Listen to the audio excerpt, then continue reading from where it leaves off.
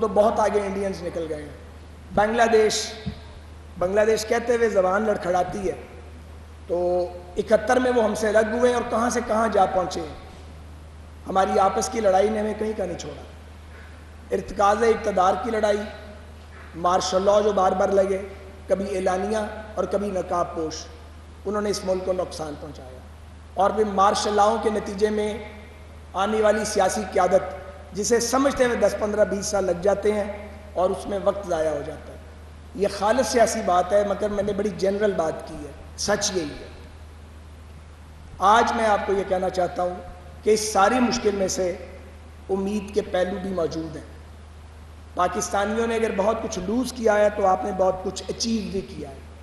آپ پہلا اسلامی ملک ہے جو ایٹمی طاقت ہے۔ آپ کے پاس بڑا ٹیلنٹ ہے، آپ کے پاس 4 موسم ہیں، آپ کے پاس سر بفلک پہاڑ ہیں، دنیا کی 5 بڑی پیکس آپ کے ملک میں ہیں، آپ کی بہت بڑی کوسٹل لائن ہے، آپ کے پاس محنت کش لوگ ہیں۔ اگر کمی ہے تو ہمارے باہمی اتحاد کی ہے، پولیٹیکل سٹیبلٹی نہیں ہے۔ تو پولیٹیکل سٹیبلٹی کے بغیر ہم آگے نہیں بڑھ سکیں گے۔ ہمارے اختلافات رہتے ہیں، مجھے سیاست میں دہائیاں بیت گئی ہیں، مجھے یوں لگتا ہے کہ چند سال کے بعد ہم پولیٹیکل سٹیبلٹی کی طرف جائیں گے، کیونکہ لڑتے لڑتے سب تھک جائیں گے۔ کافی تھک گئے ہیں، کچھ رہ گئے ہیں وہ بھی تھک جائیں گے، اور جب لڑتے لڑتے سب تھک جائیں گے تو پھر سب کو مل کے بیٹھنا پڑے گا۔ جب تک سب مل کے نہیں بیٹھیں گے، سیاستدان اور ادارے اور مسائل کا حل نہیں نکالیں گے، ہم دائرے کا سفر کرتے رہیں گے۔ دائرے کا سفر ختم ہونا چاہیے، پاکستان کو آگے جانا چاہیے۔ پاکستانیوں کا مقدر بھوک اور غربت اور ناانصافی نہیں ہے۔ مجھے یہ کہنے میں کوئی عار نہیں ہے اور یہ تسلیم کرنے میں کہ پاکستان کے فیصلہ ساز، پاکستان کے پالیسی میکر اور پاکستان کے حکمران طبقات قوم کو انصاف نہیں دے سکے، اور مختلف موقعوں پہ انصاف کے نام پہ یا تو دھوکہ دیا گیا ہے یا انصاف دیا ہی نہیں گیا۔ لوگ حکومت میں آ جاتے ہیں وداؤٹ پریپریشن، انہیں معلوم ہی نہیں ہے کہ ادارے چلانے کا میکنزم کیا ہے اور ان کو کیسے آگے لے کے جانا ہے۔ بات بہت دیر تک ہو سکتی ہے لیکن اس کی ضرورت نہیں ہے۔ میں صرف آپ کو بیٹیوں اور بچیوں اور بہنوں یہ کہنا چاہتا ہوں کہ جب بھی فیصلہ کریں جذبات میں آ کے نہ کریں، سوچ سمجھ کے فیصلہ کریں۔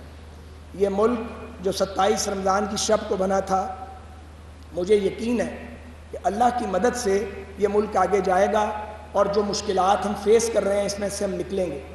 ہم سب کو معلوم ہونا چاہیے کہ ہم دیوالیہ ہونے کی بالکل ایج پہ کھڑے تھے آ کے، اور یہ جو IMF کا پروگرام ہے جو خوشی کی بات نہیں ہے، مجبوری کی بات ہے۔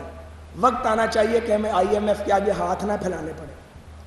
میں ریلوے بھی میری ذمہ داری ہے اور ایویشن بھی، لیکن ایویشن کے وزیر کے طور پہ جو کچھ میں نے پچھلے 15 ماہ میں دیکھا ہے وہ بعض چیزیں ہیں جو قابل بیان نہیں ہیں۔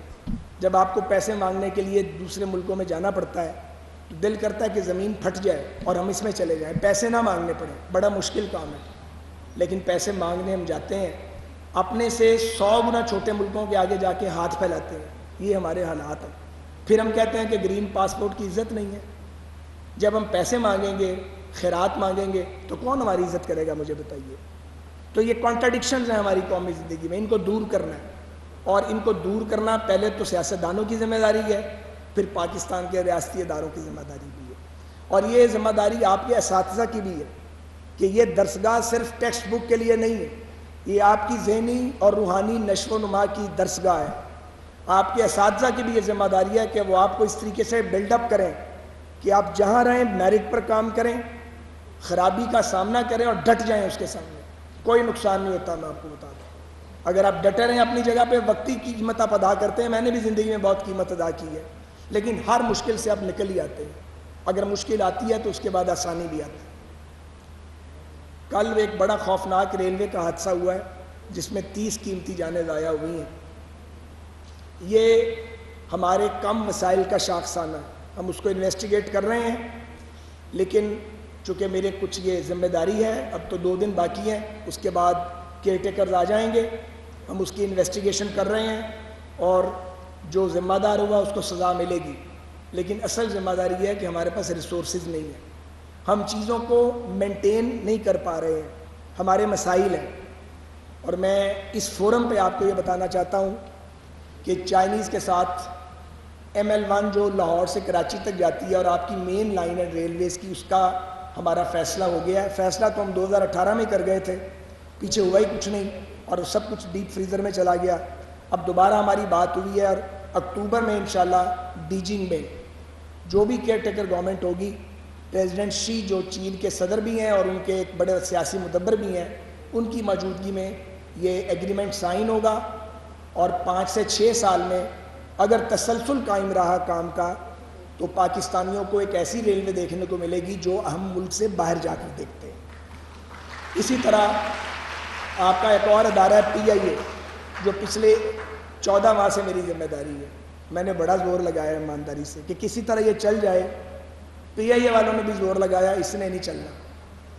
یہ میں نے ڈنکے کی چوٹ پہ سب کو بتایا ہے، اس کو بدلنا پڑے گا اور ویسے بدلنا پڑے گا جیسے دنیا میں باقی ایئر لائنز کو بدلا گیا ہے. آپ کی یہ ایئر لائن دنیا کی بڑی ایئر لائنز میں شامل تھی، آج اس کی حالت پیتھیٹک ہو گئی ہے کیونکہ اس میں سیاسی بھرتیاں کی گئی ہیں، میرٹ بیسڈ کام نہیں کیا گیا مختلف ادوار میں. اس کا حل یہی ہے جو ایئر انڈیا نے ریزالو کیا ہے یا جو ساؤتھ افریقن ایئر لائن نے اپنے مسئلے کو حل کیا ہے. ہم اس پر بھی بنیاد رکھ گئے ہیں. اس کو پرائیویٹ سیکٹر کو ساتھ لانا پڑے گا. اس میں پرائیویٹ سیکٹر کی FDI فورن ڈائریکٹ انویسٹمنٹ لانی پڑے گی تاکہ ہم نئے جہاز لائیں. پوری دنیا کے روٹس ہمارے پاس موجود ہیں، جہاز ہی نہیں ہے ہمارے پاس، تو جہاز کے بغیر ایئر لائن کیسے چلے گی؟ بہترین پروفیشنل بھی موجود ہیں، سو انویسٹمنٹ پاکستان کے پاس نہیں ہے. تو اس کا سلوشن پھر یہی ہے، دنیا نے سوچا کہ فورن ڈائریکٹ انویسٹمنٹ لائی جائے. اسی طرح آپ کے ایئرپورٹ آؤٹ سورس ہوں گے ایک ایک کر کے، کیونکہ اب دنیا میں سرکار کا کام ایئرپورٹ بنانا ہے، چلانا نہیں ہے. اب تو پرائیویٹ سیکٹر ایئرپورٹ بنا رہا ہے. آپ کا اپنا سیالکوٹ کا ایئرپورٹ پرائیویٹ سیکٹر نے بنایا ہے. تو سب سے پہلے اسلام آباد کا ایئرپورٹ ہم 15 سال کے لیے آؤٹ سورس کریں گے. دنیا کی بہترین کمپنیوں کا مقابلہ ہوگا اور جو بیسٹ بلڈر ہوگا اس کو اگلے آنے والے حکمران جو ہیں ہم نے بنیاد رکھ دی ہے. کل اس کا اشتہار آ رہا ہے اخبار میں، وہ اس کو کانٹریکٹ ملے گا اور جب وہ جائے گا تو یہ اسلام آباد کا ایئرپورٹ خالی ایئرپورٹ نظر آتا ہے، یہ بھرا ہوا ایئرپورٹ ہوگا. دنیا بھر کے برانڈز ہو کے اس کے اندر، اور اس کی کیپیسٹی 90 لاکھ سے 1,30,00,000 پہ چلی جائے گی. یہ چند چیزیں جو میری ذمہ داری تھی، میں نے سمجھا کہ میں آپ کو بتاؤں کہ ایسا نہیں ہے کہ ہر طرف مایوسی کی بات ہے. بہت سے کام ہیں جو ہو رہے ہوتے ہیں لیکن لوگوں کو اس کا پتہ نہیں ہوتا. اللہ تعالیٰ پاکستان کا حامی و ناصر ہو اور ہم سب کو سچ کہنے، سچ بولنے اور میرٹ پر چلنے کی توفیق عطا فرمائے. پاکستان. شکریہ. وفاقی وزیر ریلوے خواجہ سعد رفیق لاہور میں لیپ ٹاپ تقسیم کرنے کی تقریب سے خطاب کر رہے تھے. انہوں نے کہا کہ پاکستان مشکل دور سے گزر رہا ہے، مشکل حالات کے باوجود پاکستان کے مستقبل کے لیے پر امید ہوں. پاکستان میں وسائل کی کوئی کمی نہیں، مخلص قیادت درکار ہے.